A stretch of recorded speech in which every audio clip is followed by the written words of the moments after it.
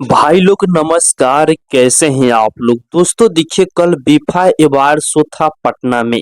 और दोस्तों देखिए, बीफा अवार्ड शो में भोजपुरी के लगभग सभी सिंगर एक्टर सभी लोग वहां पहुंचे हुए थे, सिर्फ खेसारी लाल यादव जी और पवन सिंह को छोड़कर।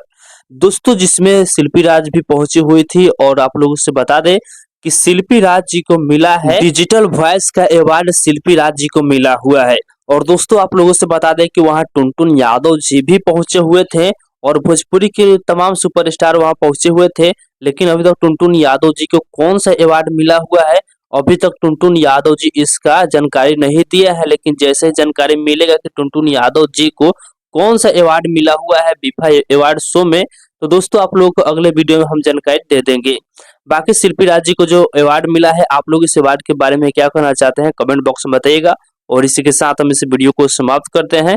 आप लोग इस वीडियो को लाइक कीजिएगा, शेयर कीजिएगा और चैनल को सब्सक्राइब नहीं किया है तो सब्सक्राइब भी कर लीजिएगा, क्योंकि इस चैनल पर भोजपुरी इंडस्ट्री के हर एक अपडेट सबसे पहले आप सभी को देखने और सुनने को मिलेगा।